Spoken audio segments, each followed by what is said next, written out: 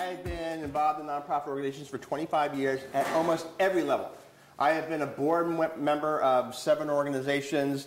I've served as executive director. I've been a fund development officer. I've been a grant maker. I spent time on the staff of the Erie Community Foundation. I've done work as a consultant all across the country. And I've been a volunteer as well. And in fact, my last volunteer gig was last Saturday. I was involved in the polar bear swim for the YMCA down in Center County. This year they said, oh, it was really warm out, but the water temperature was 41. And if you think that's warm, you jump into it. But we raised over $40,000, and it's the 8th year I've been involved, and the 10th year that we've been holding that event. So the other thing I do as a volunteer is if you are down in the Center County region on Christmas Day, I invite you to join us at the Bellefonte Community Christmas Dinner. And I'm the chief organizer for that this year. We serve over 1,000 meals. And that's in a town of about 6,000 people. So, and it's all free and open to the public, and no donations. I don't need volunteers. We just do it as kind of a way to bring people together and try to create a sense of community. And this is, I think, the 15th year to do it. This is my first year being the chief coordinator. So I have 1,000 meals. I have about 200 volunteers.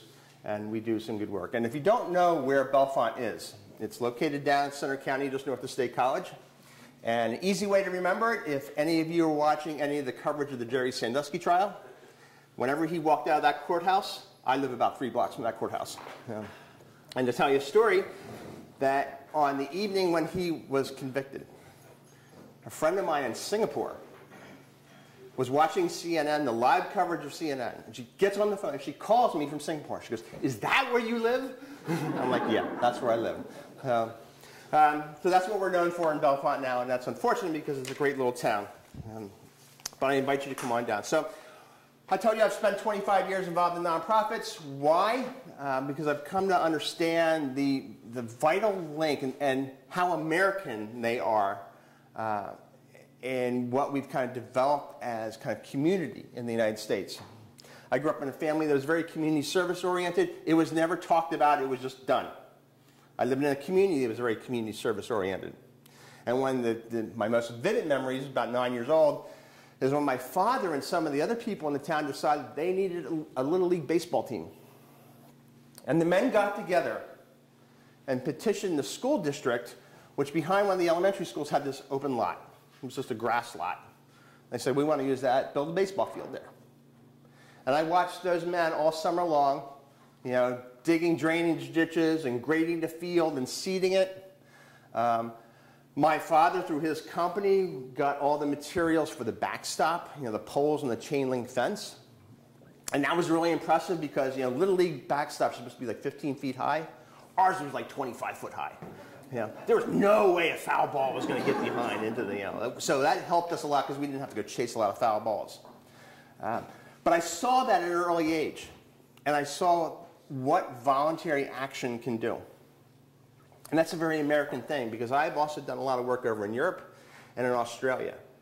I can tell you the mindset over there is that when there's a community issue, the first response for people is to petition the government to do something about it. Here in America, our first response is, well, let's go talk to our neighbors and organize. Do something about it. And that's been the great tradition, and that's the de Tocqueville tradition of America. That's what he saw back in the 1830s when he traveled across this country. People just getting involved in voluntary action, taking initiative. So you can be really proud of that you all come from that tradition. And it's all why you serve on boards. It's all why you're here today. Now, how can I do that better? So I recognize that, and that's why I always love to be invited to come and do these type of sessions because, the people I'm looking at right now, you're the people who, you feed the hungry, you house the homeless, you're teaching the illiterate to read and write so they can be part of the community in some way, be part of the economy in some way. So I really appreciate that, and I value that, and thank you for your service.